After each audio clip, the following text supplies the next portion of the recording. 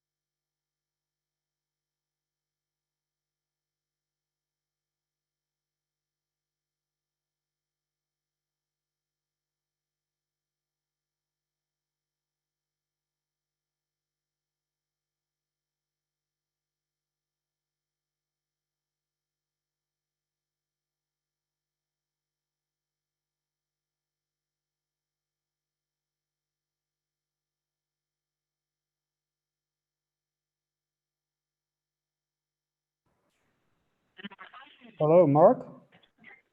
Yes, hello? Hi, you're on. We're live streaming. We have Bessie here in the boardroom and we have Tommy on the line as well. So we do have a quorum now that we could get started. Okay.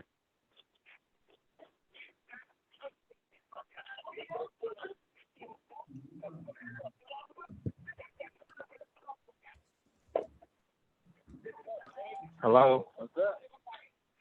I'll call you from this messenger. I'll call you from her. I'll call you from her again.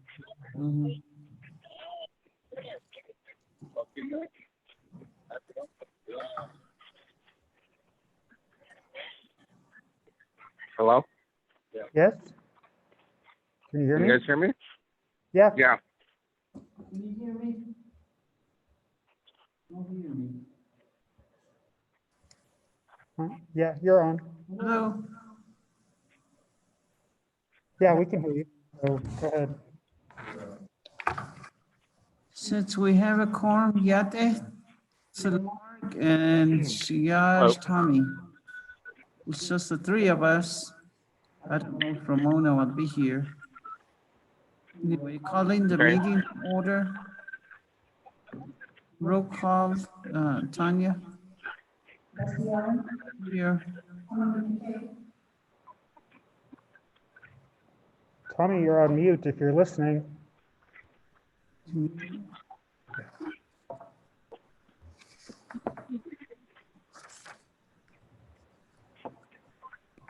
Probably mute himself.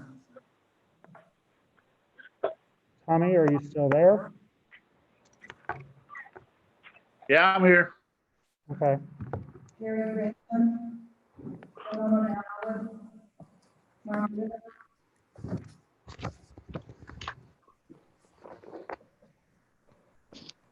Mark? I'm here. I'm here. Okay. Thank you. Going on to the meeting, adoption of the agenda.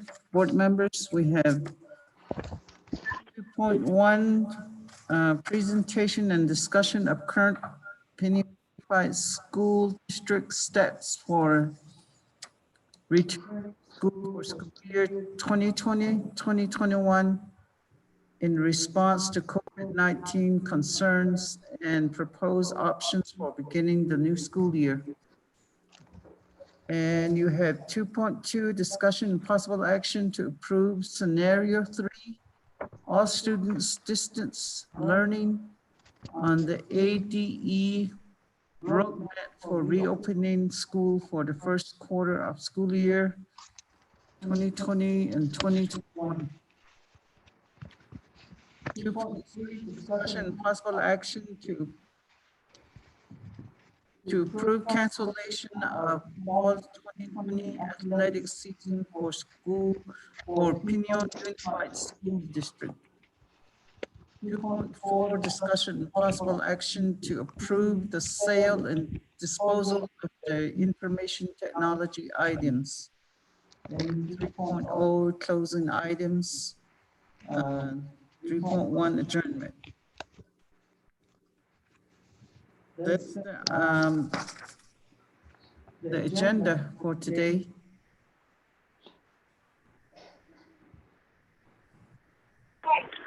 Madam Chair, I'd like to make a motion to approve the agenda. Okay, Mark motions to approve the agenda is read. I'll go ahead and second that motion. Okay, second by Tommy. Any questions?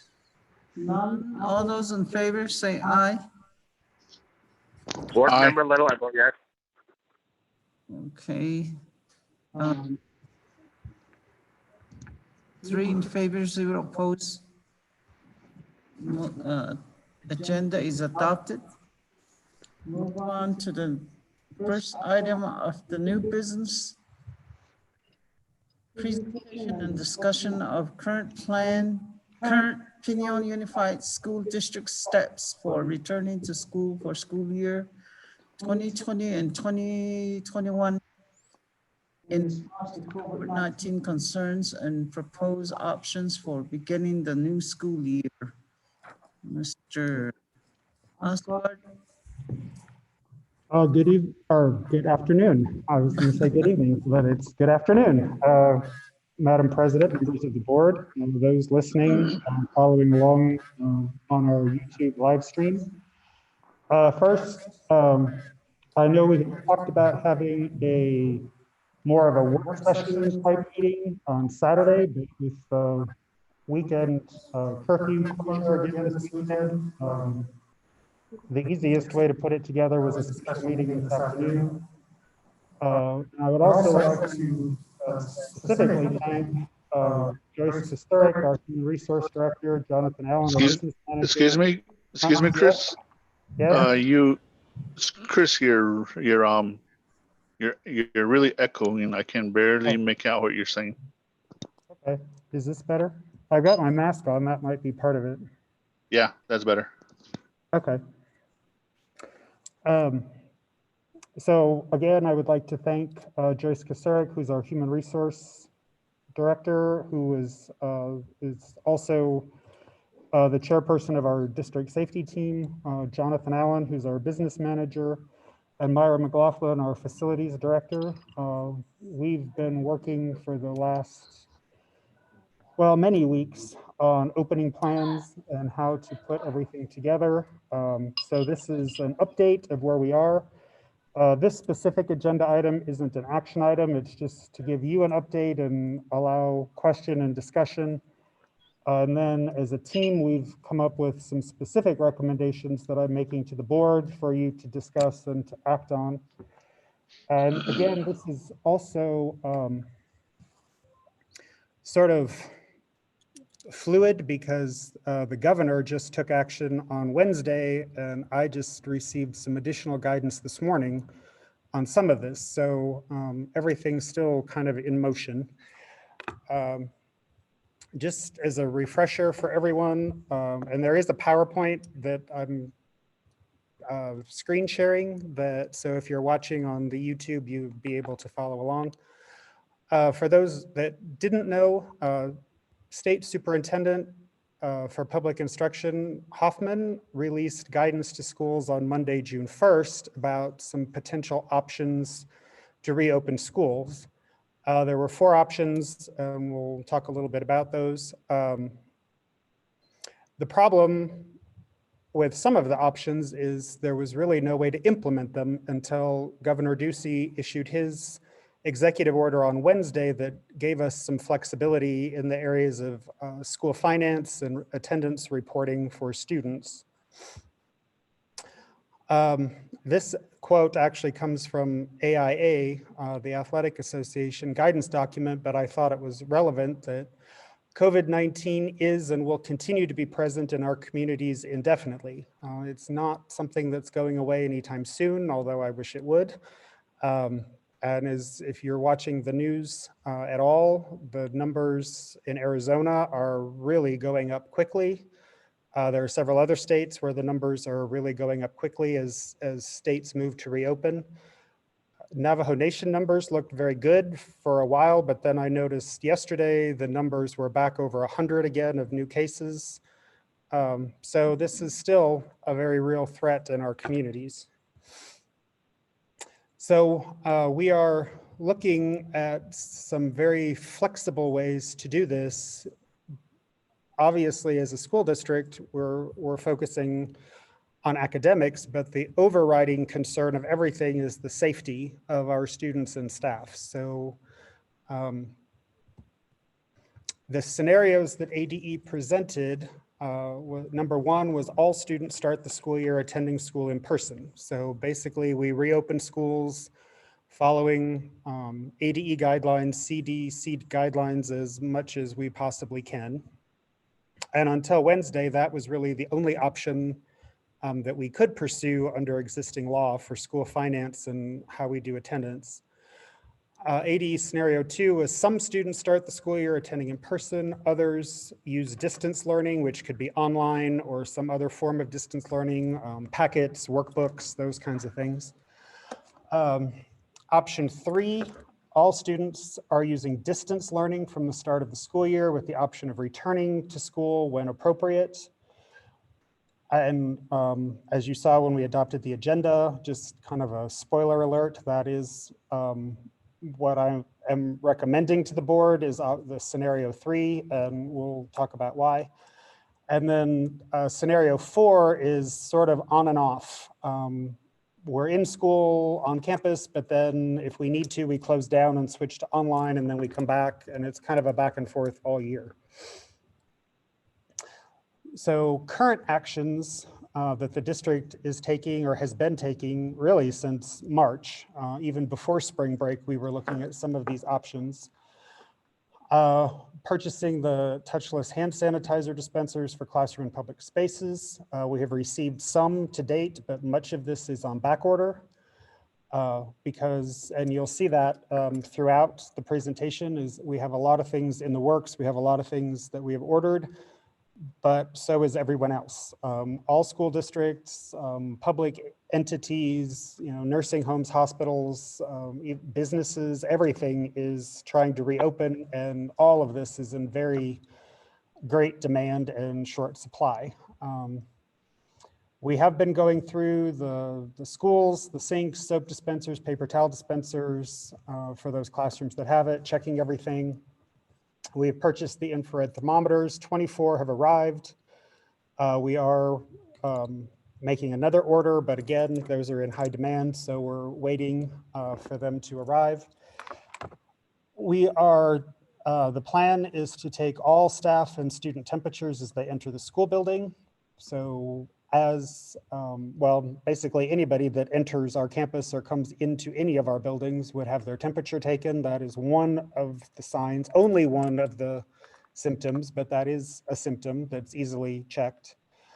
One of the things that we are doing, and we just finished going through procurement on this, is purchasing automated temperature check devices, which would be stationed at the main entrances, and they look a little bit like an iPad or a tablet, but they're mounted there, and as you walk in, they basically scan you. So you, we would have the touchless thermometers as a backup, but we would have these automated things right there at the door. So as you walk in, it scans you and tells you your temperature and if you're okay to enter.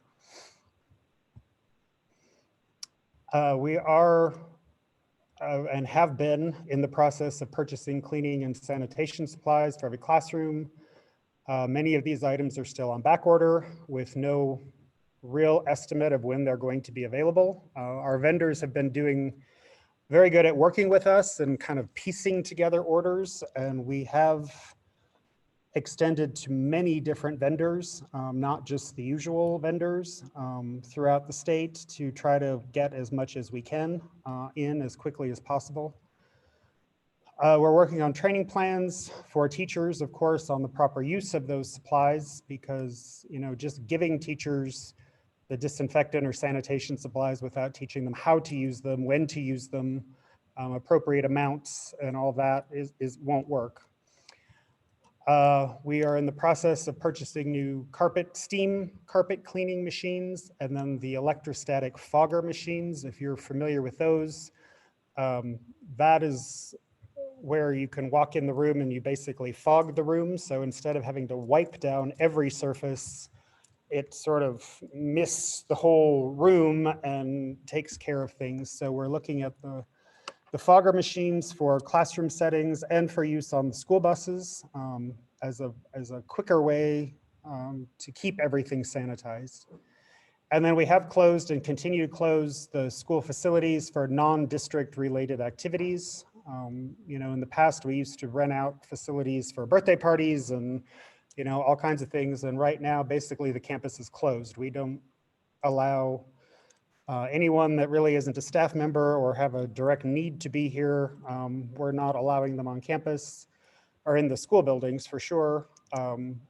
Other than just to note, the middle school roof construction project has started. So we do have some construction workers over there, mainly outside on the roof, working on that at this point. We've been turning off water fountains because that just getting your face that close to the spigot is not something that is safe. So, and we had been in the process of doing this, but we're speeding it up, putting in the water bottle fill stations. We're also capping off the middle school and high school because all those rooms have sinks. They also had the little spigot for the water fountain, and we're actually taking those off and capping them, so we won't have those in the classrooms. We have ordered signs to place, and we're also making and printing our own signs all over campus, similar to what you see if you go to, Safeway or Walmart or other places where they have things on the floor, social distancing markers, signs to wear masks, to, wash your hands, all that kind of stuff. We're also in the process of purchasing. We have poster makers here on campus, color printers. We're making those signs, but we're purchasing a vinyl printer, which is what allows us to print those decals that you can stick to windows or you can stick to floors. It's a different kind of surface. The printers we have currently don't do that, but we are working on purchasing one. We are requiring masks for all staff that are working currently on campus, and that would extend basically to anyone that enters campus should have a mask on. And I'm working with our attorney's office, Patrice, to actually draft language that the board can adopt as a regulation, or possibly put it into an existing board policy to require the use of masks, similar to what different cities are doing around the state of Arizona now, requiring masks. Instructional program, we currently have 7 buses down at Auto Safety House in Flagstaff. They are being outfitted with the Wi-Fi hotspot. And once those are done, we'll bring them back. We have the possibility of 7 additional through a donation. So we would have 14 buses. But in talking to Mr. Allen, the business manager, if that doesn't come through quickly for some reason, then we would move ahead with the purchase of 7 more. So we would still have a total of 14 buses that would be Wi-Fi hotspots that we can drive out through the community, park on a scheduled length of time so people could drive up and use the internet for instructional purposes.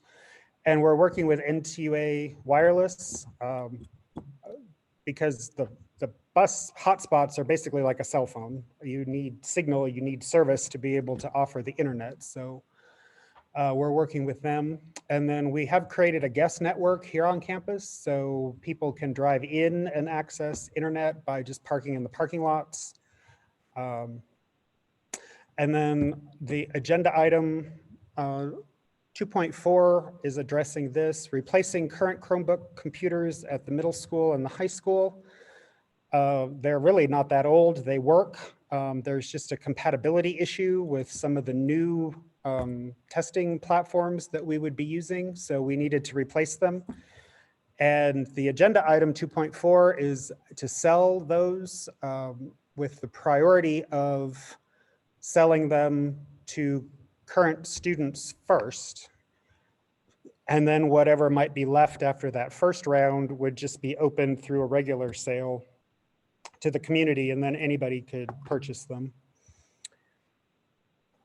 We do have, in 2 weeks, we have staff induction. 10-month staff are back, and we have plans for the 2 weeks, and it's going to be focusing very heavily on online instruction and the new platforms that we have, or existing platforms.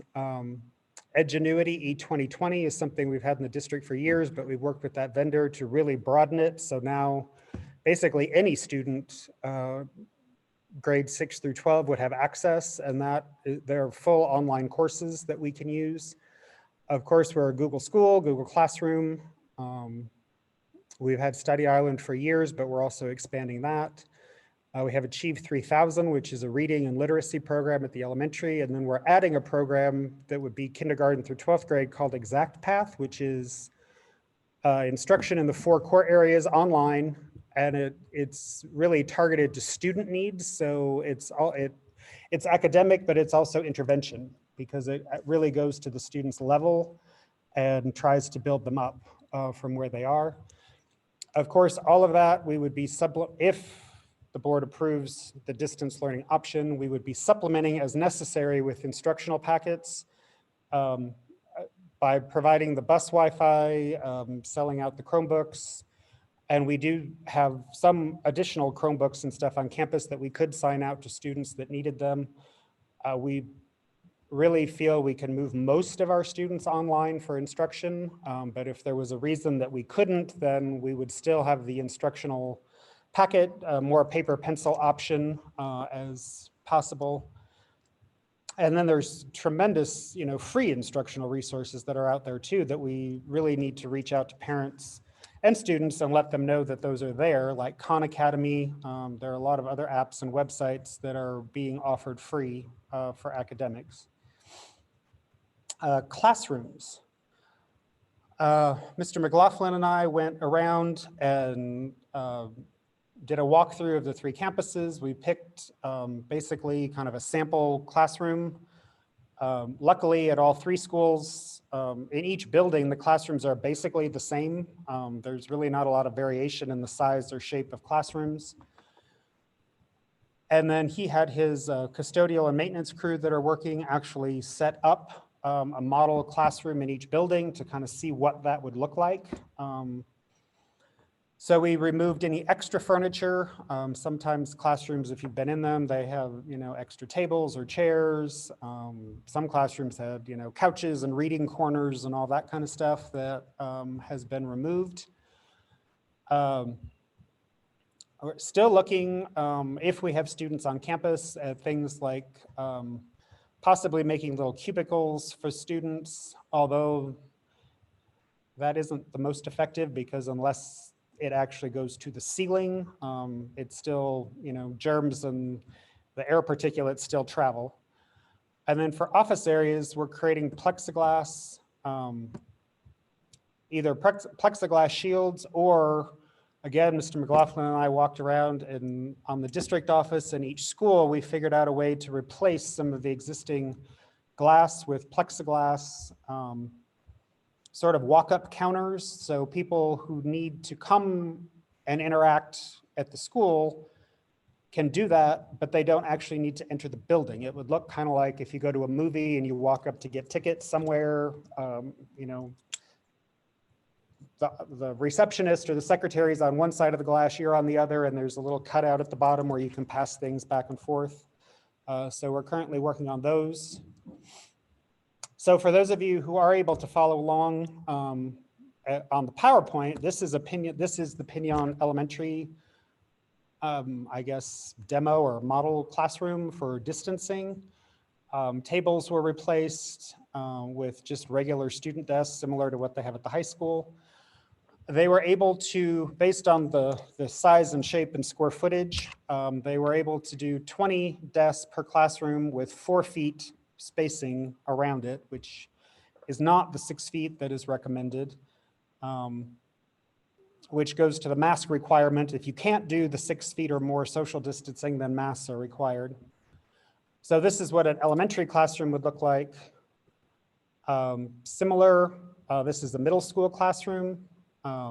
Same desks. The middle school classrooms, I believe, are a little bit larger and they're more rectangular. The thing about the elementary is the corners are all, the rooms are not square, so the corners are all chopped off, which makes the positioning a little bit different. At the middle school, they were able to do 19 desks per classroom, and they were able to do that 6 feet apart. And then at the high school, this is a high school classroom. They were able to do 17 desks per classroom at 4 feet apart. So again, not able to maintain the 6 feet that is recommended by CDC.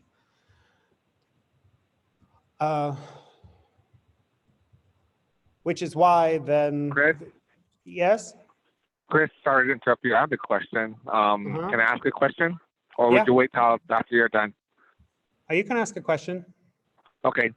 For the students, do you have like maybe the plexiglass or the plexi shield around each desk, or how do you guys have that set up right now? We do not have that. The desks are just spaced apart, but they're not they're not wrapped in anything or encased in anything. Okay.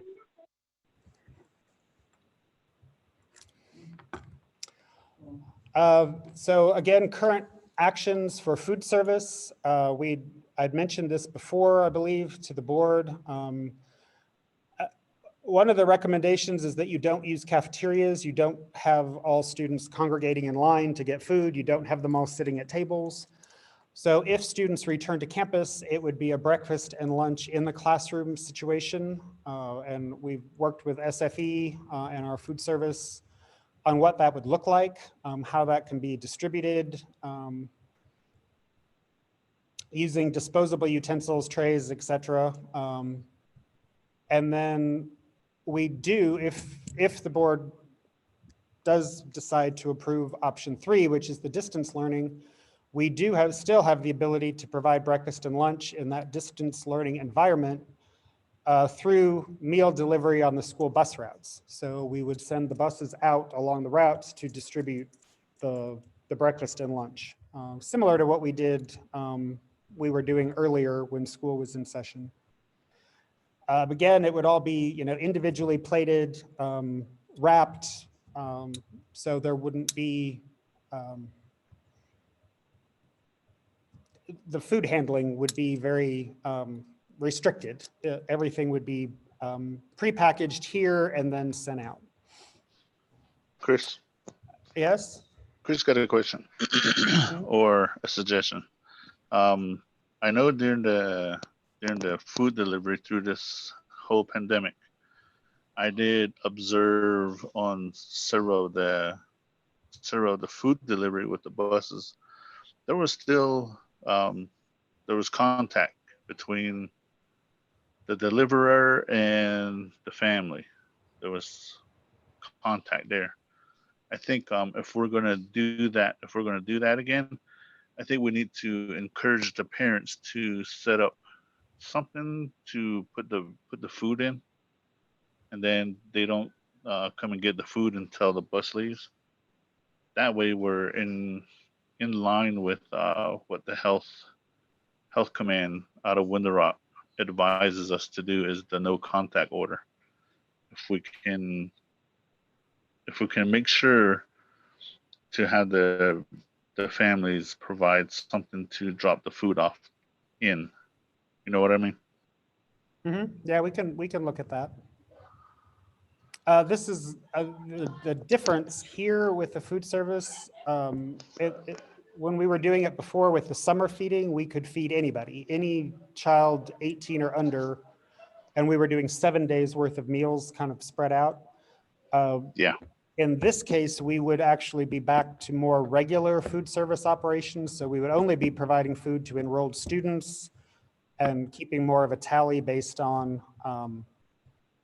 like lunch numbers, but we can still do what you were suggesting. I just wanted to make note that it isn't under the summer feeding where we can just feed all kids like we did before. It would be more specific to students enrolled with us at that point.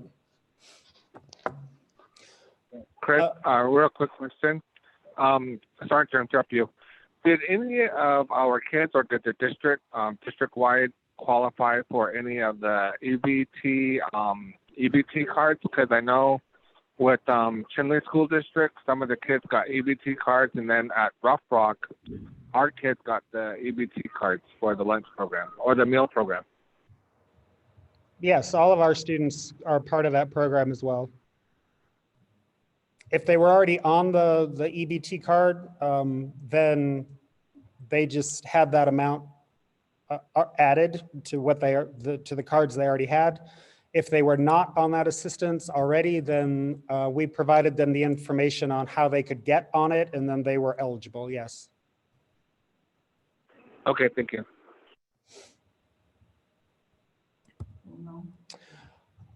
Transportation.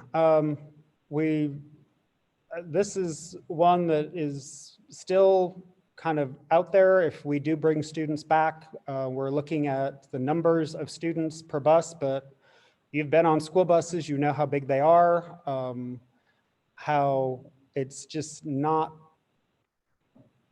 it's not feasible to have 6 feet of space in all directions. So we're looking at having families, you know, if there's brothers and sisters, they would sit together and then distancing.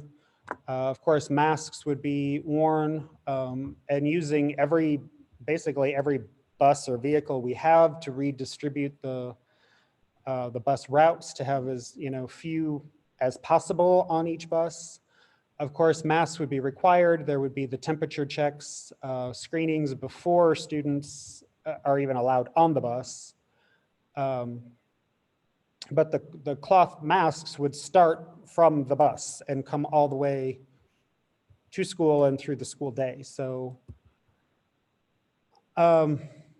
athletics, well, and then of course also with transportation, as I mentioned earlier, we are outfitting the buses with the Wi-Fi.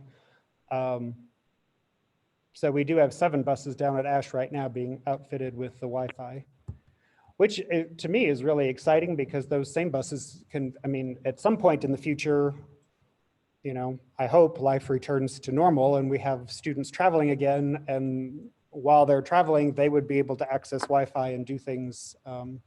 So a lot of the things that we're talking about are not, we're doing them now because of the COVID, but it's not that they won't continue or that we would stop at some point. I mean, these are all good practices that we would use going forward. Mr. Osler, I have a question. Some of our students, they walk to the bus stop. Whoever that is needs to unmute. We can't hear it. Ramona, people, because we're on the Zoom meeting, people can't hear you. Ramona is joined, she's here in the boardroom. Do you have your laptop with you or? Okay.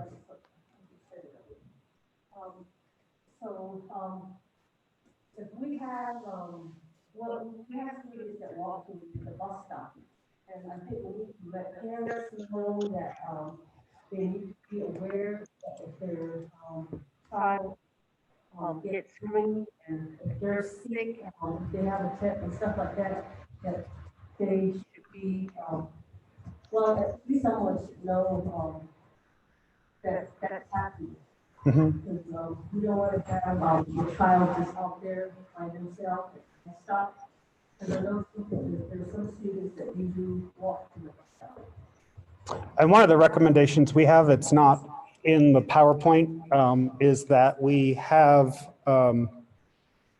that doesn't happen, that we don't just have students coming by themselves, that a parent or guardian would actually accompany them to the bus stop. So if they do have a temperature or they do have an issue and we're not going to allow them to school, that the parent or guardian is right there to take them instead of, you know, the bus goes away and then, yeah, sending them back on their own. So. They'll say, you guys, you knew my child had a test, why did you contact us, and stuff like that, you know. They'll tend to say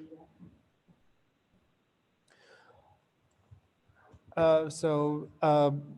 Current actions with athletics, again, spoiler alert, if you saw the agenda, item 2.3, the recommendation, having talked to our current athletic director, looking at what some other schools are doing, talking to our building principals, and just looking at the logistics of things, the recommendation is to cancel the fall athletic season for the district, which is basically the middle school and high school, and that would be football, cross country, and volleyball. We do have AIA guidance, and there's some additional national guidance on return to play. In reviewing that,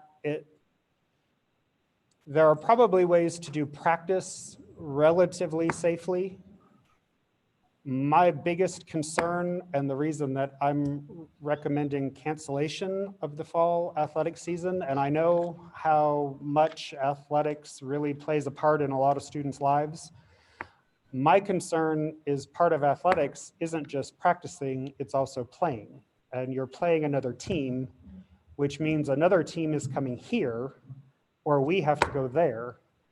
And now you're mixing communities, you're mixing people, you're really increasing the potential exposure to our athletes and staff who are there, but then that spreads through the community as well. So it just as a safety precaution, that would be my recommendation, would be to cancel the fall athletic season. And as of now, there is no penalty with NAIC or AIA for canceling. The date to let them know is early July, July 5th or something like that.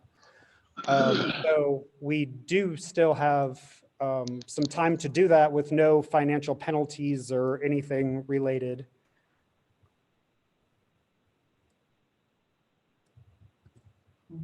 And then obviously part of our plan and something that we have control over as far as screening, as far as the temperature checks, but we don't really have control over is that if staff or students are sick, that they stay home, that they don't even come.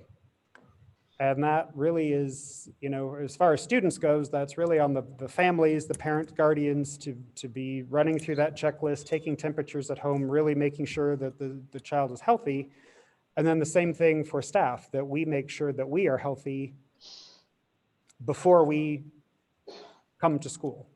I know I take my temperature twice a day. I take it in the morning and then I take it again in the afternoon. I've got one of those little infrared touchless thermometer things and I take my temperature all the time. Just to be sure that, I have no outward symptoms or anything. And then these next few slides, we did a survey that we put out through all of our social media, text message, everything to our parents. And that's what these next slides are, is some of that information. So we did get input from parents and community members. And then we did a second survey, which just closed yesterday, I believe. And those results are here too on staff. So we did get input from families and from staff about reopening school and what that might look like. So for the families, we had 278 responses, which is actually really good for a survey. We usually don't get that high a response rate when we send out things. So that it's good. It was pretty evenly. This slide just kind of shows where the responses came from. And you can see it's pretty evenly split. The elementary had a little more, but that makes sense because they have more students. So what is the preference for your children as far as next year goes when we asked the parents? And the options were return to campus. So students are all coming back here. Online or distance learning, or a combination of both. And this kind of purplish blue bar is the online distance learning. And that was just over 60% of everybody that responded really preferred that idea of online distance learning. The return to campus was only about 10%, I think, 11. And then some others said kind of a combination of the two.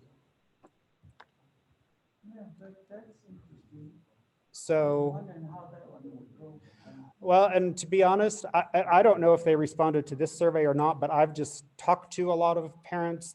There's been concern calls. I know Tanya's gotten a lot of calls in the superintendent's office. I've been getting Facebook messages on my personal Facebook from parents saying that they probably will not enroll their, if we go back to school on campus, they're not going to enroll their children. They don't feel that it's safe to be sending their kids back to school on campus. Chris, Yes? I'm sorry to interrupt you. This is Mark. So with that information that you shared with us, I probably overheard the information that you shared earlier. I just heard something about Chromebooks. So with that 60% of the students going with online or distance learning, do we have enough Chromebooks for those kids? Yes. So the agenda item is to sell all the old ones at like $10, $15, whatever the rate is. I don't know what it says on the agenda item.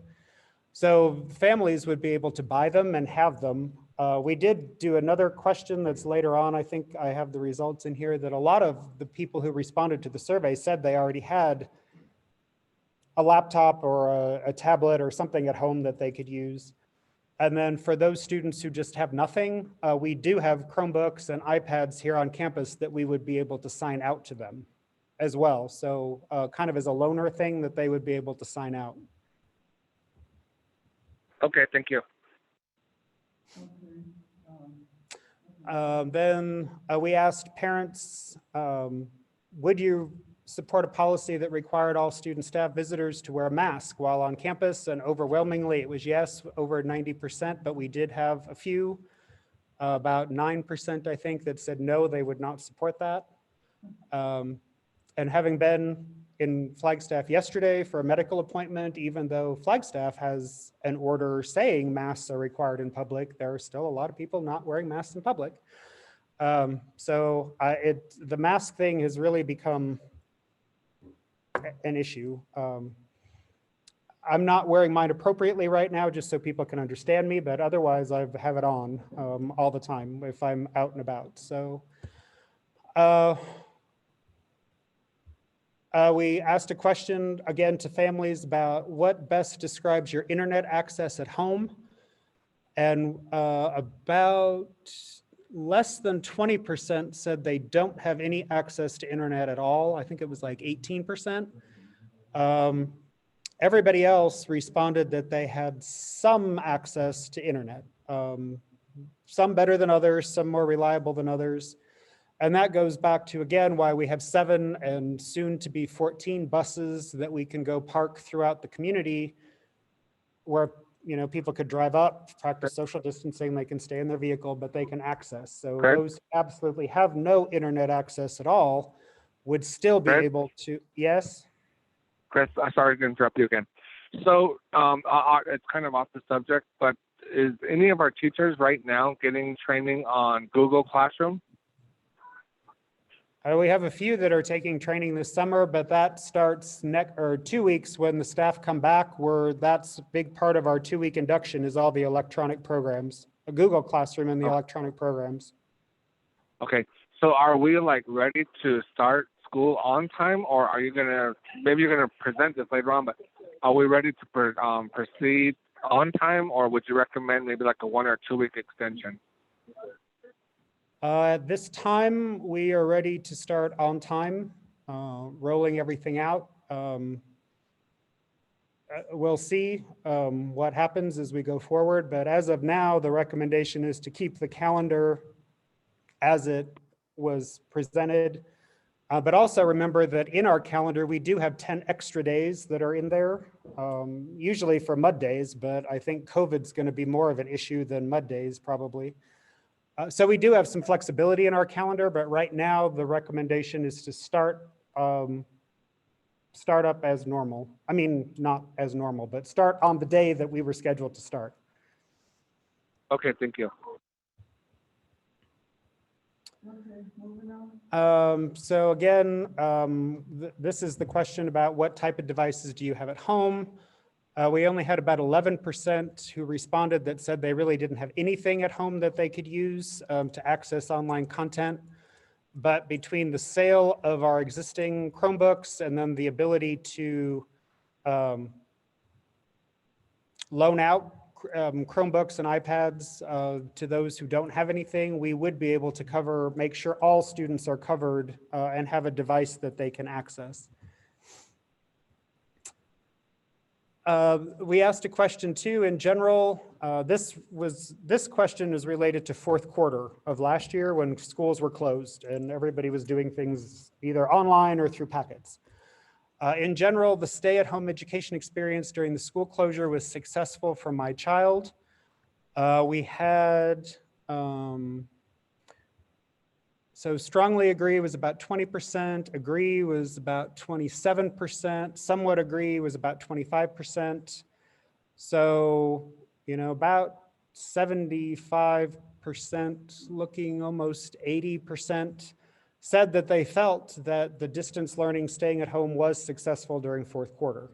And I'll be honest, that we were not expecting to do that. We came back from spring break and all of a sudden everything's closed, and we, threw it together as best we can. And I really have to commend our building administrators and our teachers, because they really did put together a very good program in really no time at all. Then this was the one that really moved me towards, well, there were several reasons, but this also moved me towards that scenario 3, starting the year with everyone on distance learning. If your school's open with students and staff coming back to campus, would you enroll your child? And only about 15% said yes. We had almost like 35% that said no, and about 50% that were still undecided. So looking at what people are really feeling about this, and having talked to numerous people outside of the survey, there's still, people in the community are still very scared and worried about being in public, sending their kids out, and doing things in that respect. And then we asked kind of the other question of, if we started the year with like distance learning, computer online, would you enroll your child? And then the numbers went all the way up to 70% that they would enroll their child. And we only had, I think, 7% that said no. And then we had a few others that were undecided. So based on, and this isn't everybody. Yes, yeah, of the people who responded to the survey, and again, that's not every single parent, but of those that responded to the survey, it was overwhelming that they wanted some kind of online or distance learning. And then the question about, we asked the parents a question about fall sports, and almost 60% said no, they did not feel comfortable with their students presenting in sports. And then there was another 27% probably that said they were undecided, but only about 14% said yes, they felt comfortable with their students being on the football, volleyball, or cross-country team. I know I've talked to some of our administrators and staff who are also parents, and they said they're not going to let their children play. They don't feel comfortable doing that. So that was the parents. Now this is the staff. When we asked similar questions to the staff, this is what they had to say. So we had 156 of our staff members respond, which again is a good turnout. Considering it's summer and a lot of our staff members are not on contract right now. Is this all staff, or is it just? This is everybody. We let all staff take the survey. That's just high. No, we only have about 210 to 20 something staff members, so it was more than half. This graph just breaks down what departments they came from, because we asked that question. And we did get responses from every department. So we had people from facilities, from transportation, from business office, and of course, staff, teachers, staff from the 3 schools.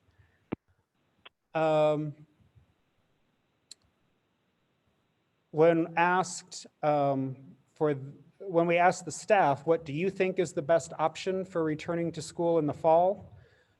Only 7% said return to campus. Online learning was almost 50%, with the other about 35% said kind of a combination where it was online learning, possibly packets or distance learning, and maybe some students reporting to campus for different specific reasons, but not like everybody coming all the time.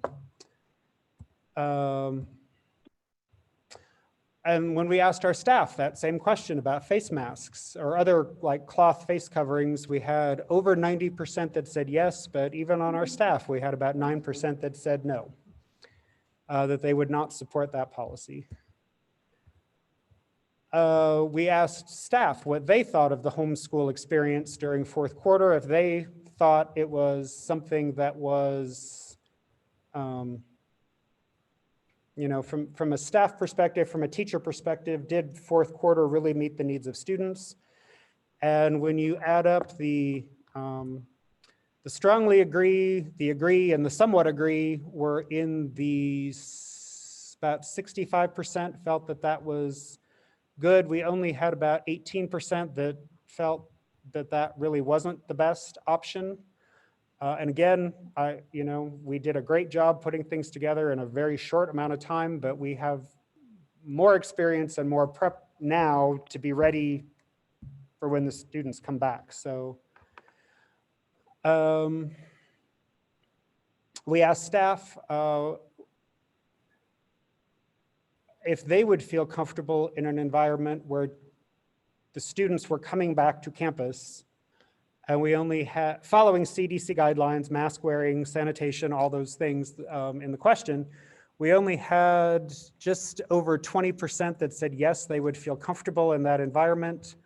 We had about 50% of our staff that said no, they would not feel comfortable in that environment, having, with the students here and that kind of interaction.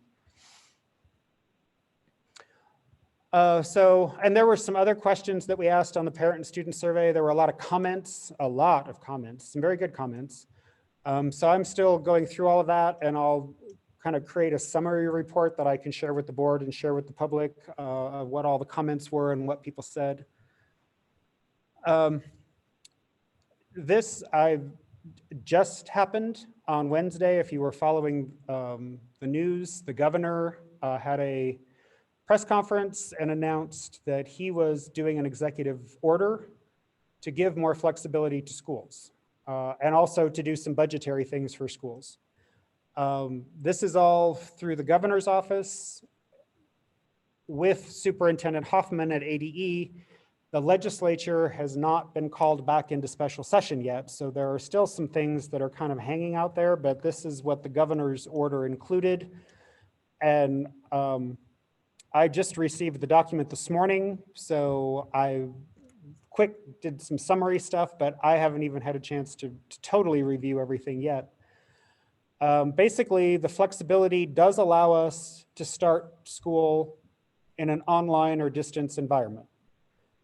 It does grant flexibility for enrollment and for attendance reporting. So even if students are not physically here on campus, we can still work on ways to take attendance and enrollment and report to state for funding, because that's how we get funded in the state of Arizona, is based on student attendance. So one of the things that we do have to do, and this will start up, well, depending on the board's action in the next item, we would be starting this up on Monday, looking at addressing what the governor's requiring in this plan, and that's attendance tracking procedures. So if we're not on campus, how would we take attendance? So this is all a plan that we would submit. We have until school starts, so we basically have the month of July to put this plan together and submit it to the State Board of Education. Well, actually, this one goes to ADE and they review it. So we would have attendance tracking procedures for students, the detailed expectations for teachers and other staff. So how are they interacting with students? How are they reporting their time? And how is that working? We do need to provide what our actual distance learning plan is, and we've already been working on that. So we have a lot of that. This section shall include plans to support every student, teacher, and staff member in accessing a device and internet connectivity. That's what Board Member Little and Board Member McCabe had mentioned earlier about providing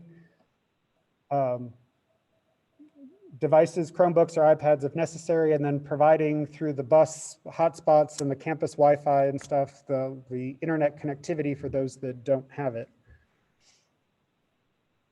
Chris, I'm sorry. Earlier you were given some numbers about something. I kind of misunderstood you. Is that the numbers that you were providing the staff that are wanting to return to the classrooms, or I couldn't understand what you were saying? I'm sorry.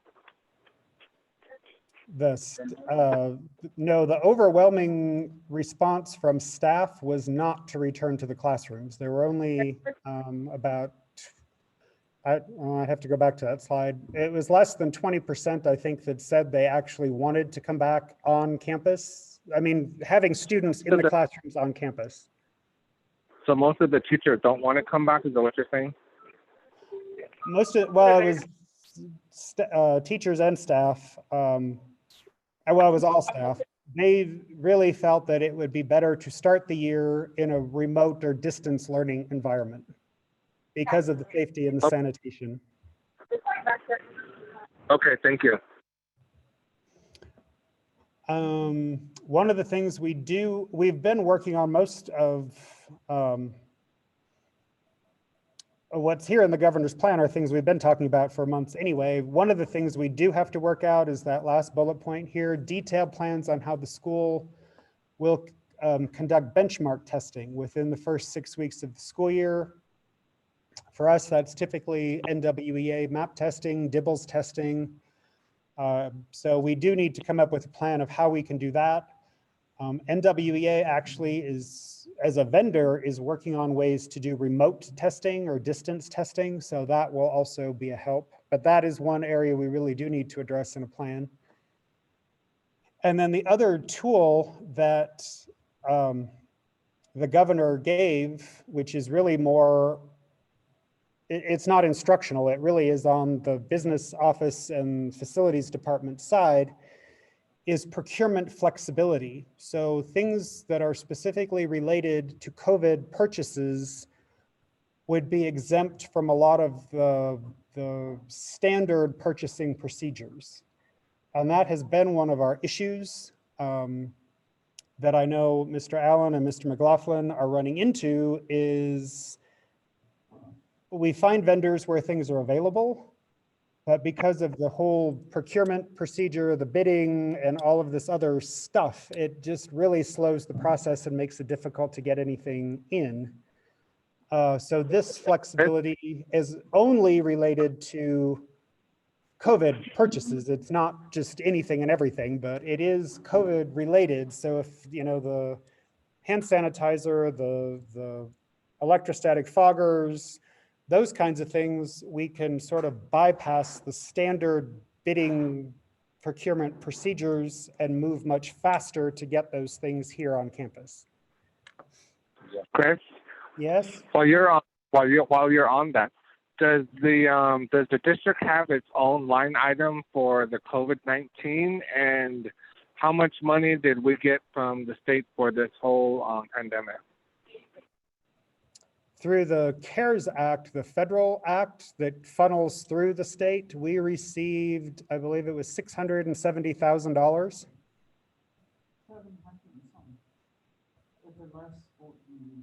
Okay. Was it, Jonathan, do you remember what I thought it was, oh no, it was 760,000 is what we received. Because it is based on our Title I grant count, and because we are a high Title I population, we did receive a pretty good allocation there. So it's about $760,000. That's a grant that we are working on. So a lot of this would go into that grant for funding. The fogger and the bus Wi-Fi and a lot of that stuff can come out of COVID because it is related directly to the response of that pandemic. Now No. I heard somebody's voice. No. I'm not mute. Any other questions? Go on, Chris. So my last slide here is just in closing. My recommendations based on kind of going through everything. My recommendation, which is not just mine solo, it's the recommendation of the district admin team, the safety team that's been working on these plans, is to approve scenario 3, which we would start all students in distance learning at the beginning of the school year. That is what Ganado has done. I believe that's also what Chinle has done, is that they are starting with distance learning to begin the school year. And then my other recommendation, which I've mentioned before, is to cancel the fall athletic season. The board could take it, well, we have those agenda items later, but I mean, the board could take it farther and cancel the entire athletic year. I'm just kind of looking at things season by season, towards the end of fall, reevaluate and look at where we are.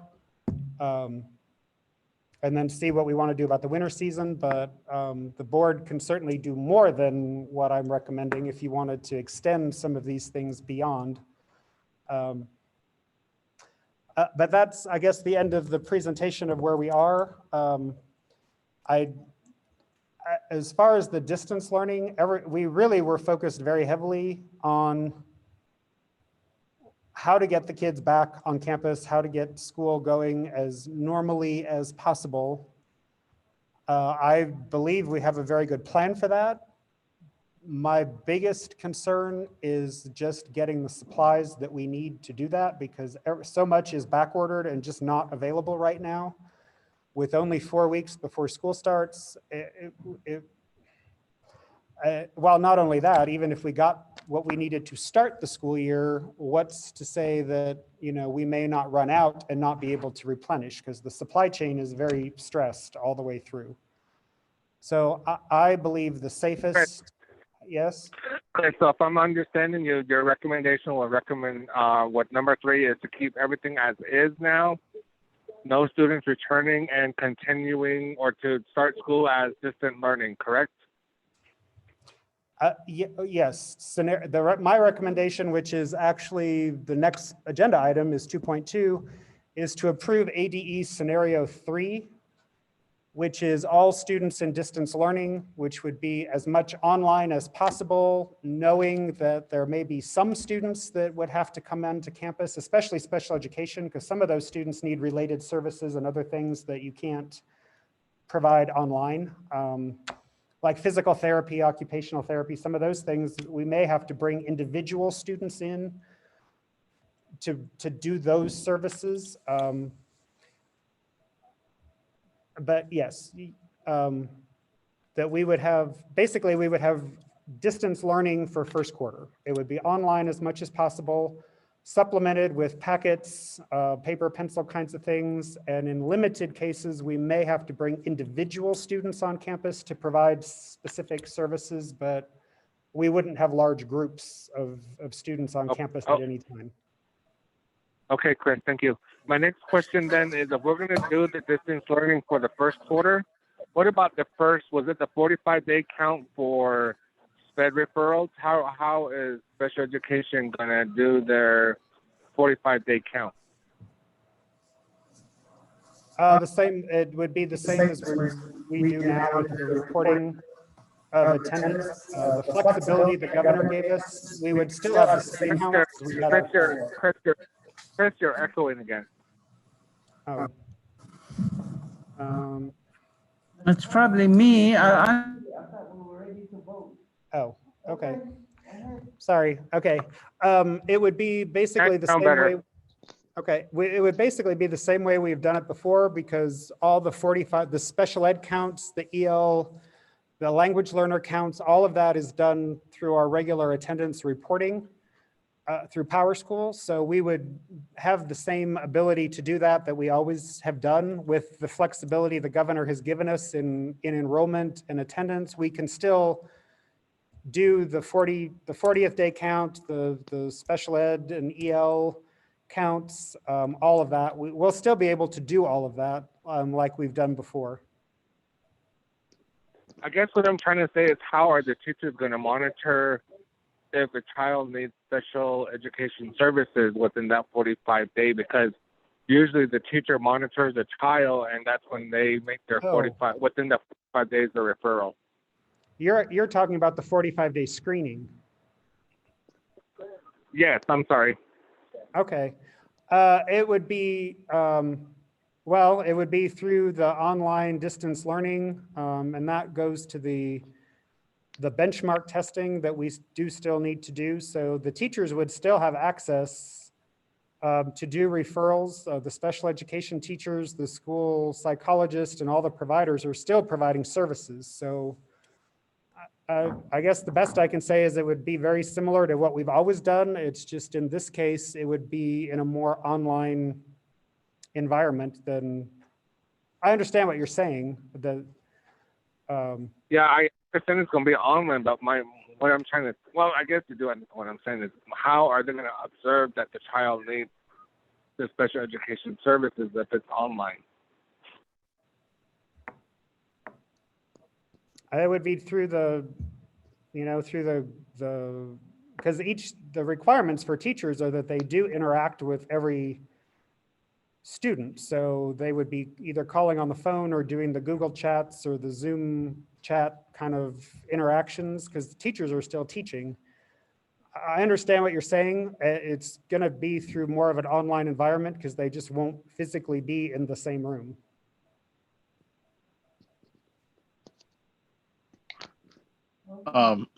Chris, for me, going back to the possibility of having mask put into policy, I think right now, that's one of the biggest things we need to look into, is to make sure that all our employees, and if and when we get our students back on campus, we need to have masks as a requirement. And then one of the things I was thinking about was, even though we take temperatures at the bus, at home, and at the school, we still have to take into consideration the asymptomatic ones, the ones that have absolutely no symptoms. Mm-hmm. Those are the ones that won't even know they're carriers, and they won't have a fever, they won't have any of the symptoms. And I guess that part, for me, I would just, for the safety of all, just make sure that we do require masks in our school district. It's already a directive that's been issued that everybody on campus needs to wear a mask while they're on campus. If they can't be at least, maintain, if they're in their office or classroom by themselves, then they can take the mask off and shut the door. But if they're in contact with anybody, masks are required now. I was working with the attorney to actually put it in policy, just so there's more enforcement capability of it. But yes, I agree, masks are important. Maybe what we can do is also request the national nation request it to a mandate for the regulation. And we're even if the governor doesn't do it, then we'll have. I thought Navajo Nation already did require masks. Do they not? Is it not required or? Specifically. Oh, okay. They haven't said when masks. I think we could call him and ask if he can mandate it. We can contact the president's office or the IHS, the health office, the one that's been issuing the other health orders, and see if they would be willing to do a mask order. Well, we're a local governing body, so I would say that if the board wants to enforce everyone, to require everyone to wear a mask, we can do that on this campus. Yes, we can. That's somebody. Chris, I can't hear the question. I'm sorry. Oh, you're muted. Sorry.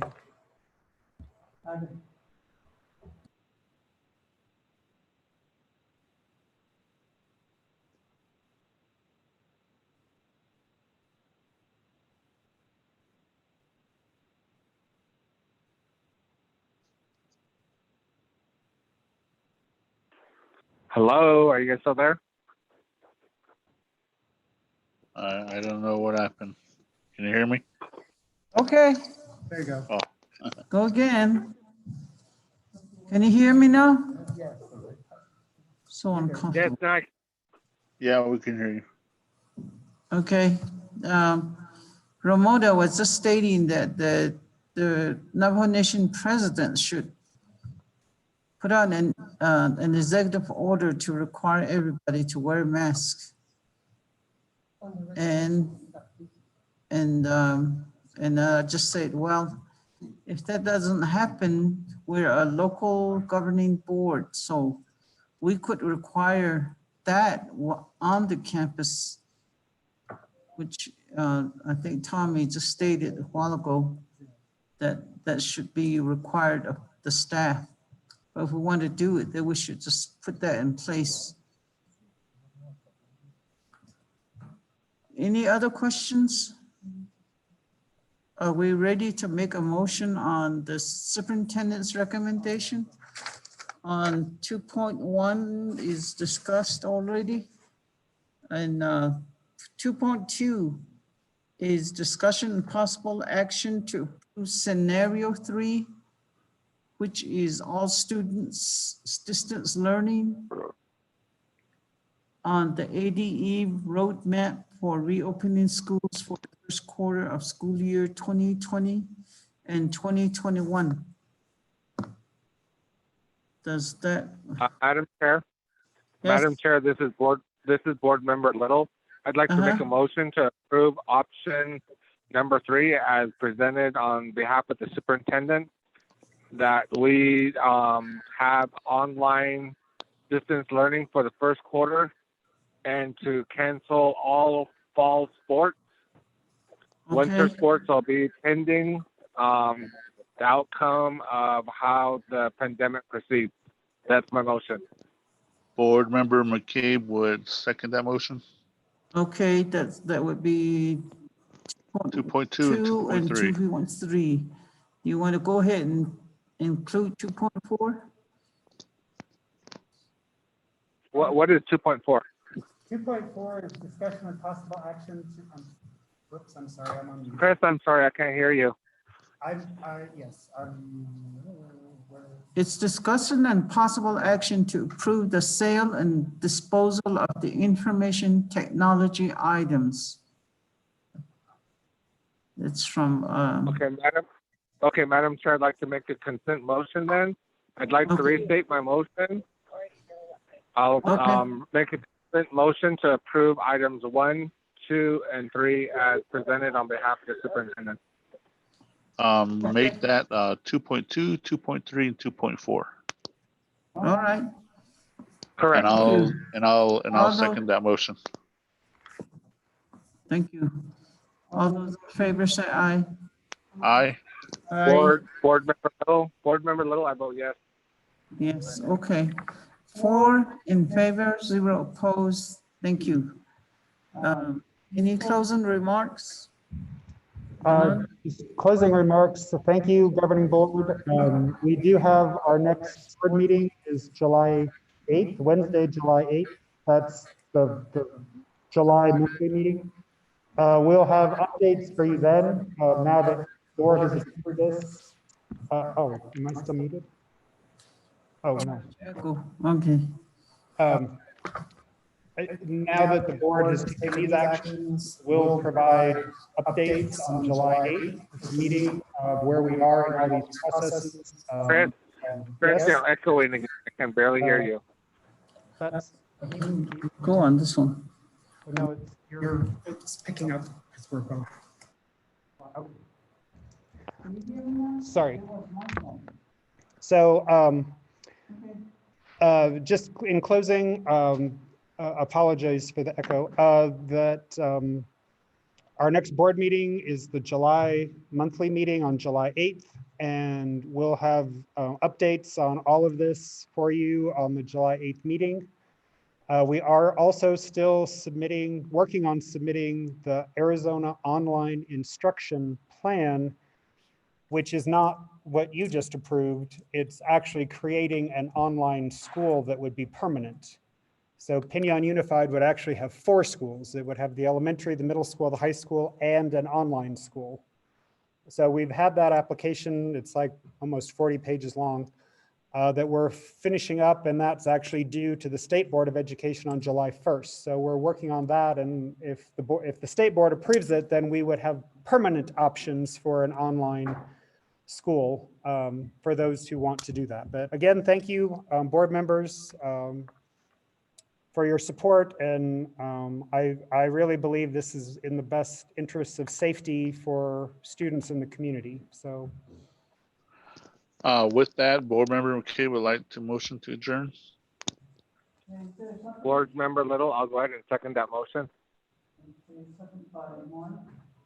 All those in favor for adjournment, say aye. Aye. Motion is carried, 4 in favor, 0 opposed. Meeting adjourned. Thank you. Take care of yourselves. Yeah, you guys take care, stay safe, stay home. Stay safe. Thank you, guys. Be careful out there. Be safe. Yeah. Thank you. Make Bye, sure you wear your everyone. mask.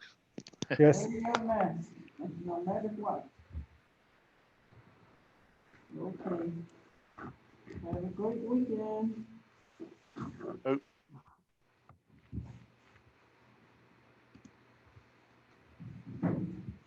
Yeah. It's really hard to do this.